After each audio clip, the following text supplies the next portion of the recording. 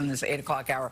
1 year after the fall of Afghanistan, millions of Afghans remain trapped in poverty and hunger, but many of those who escaped are starting new lives in countries like the U.S. CBS News tech and politics reporter, his name is Musadiq Bidar, knows exactly what that feels like. The Taliban forced his family out of Afghanistan when they ruled the country back in the 1990s. So we asked him to reflect on his own experiences as a refugee and what it means to be Afghan American. The images of Afghans chasing after a U.S. military plane and clinging to their final hope for freedom reminded me of my family's struggle to escape the Taliban nearly 30 years ago.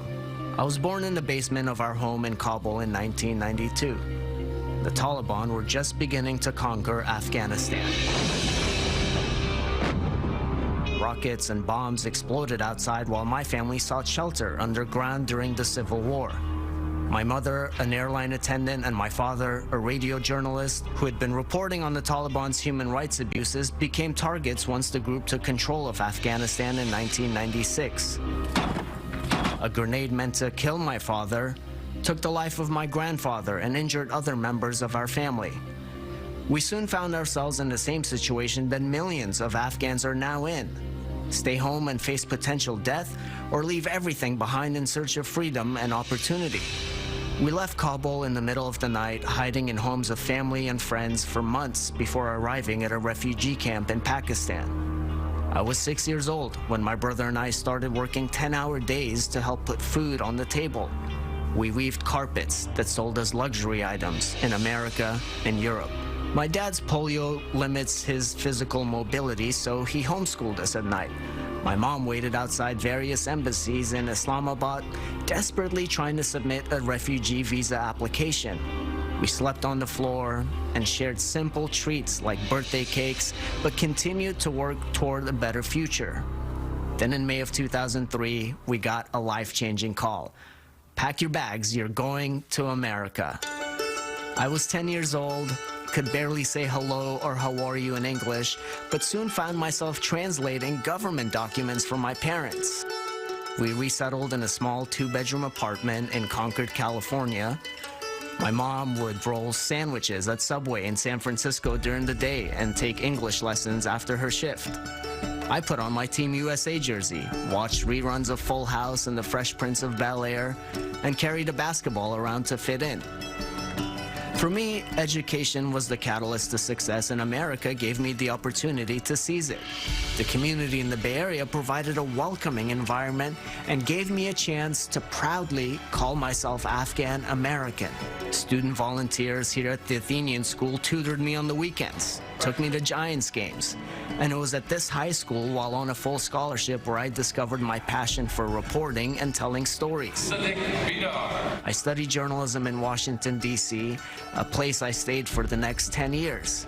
My dad often says coming to America was like winning the lottery.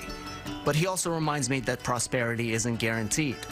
My family's success is the success of America and the countless mentors, teachers, friends, and colleagues who have supported us at every step. We're keeping an eye on 2 interesting races here. I followed after my father and pursued a career in journalism, the same career the Taliban tried killing him for pursuing in Afghanistan.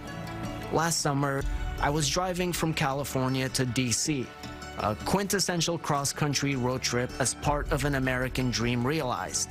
The beauty of the Great Salt Lake and the wonders of Yellowstone National Park were an easy reminder of the enchanting values and ideals that symbolize America beyond its borders. 25 years ago, rockets and bombs drove my family out of our native land in Afghanistan. Today, my youngest brother is preparing to study engineering in college. My sister recently graduated and started her own business. My middle brother is a physician's assistant, caring for elderly patients. Together, last year, we bought our first home. A slice of earth we can call our own, as a family. This is what the Afghan refugees who came to the U.S. in the last year are working for now. This is what families reached for last summer at Kabul airport when they chased after a plane. They were grasping for the hope and freedom the world knows America will provide.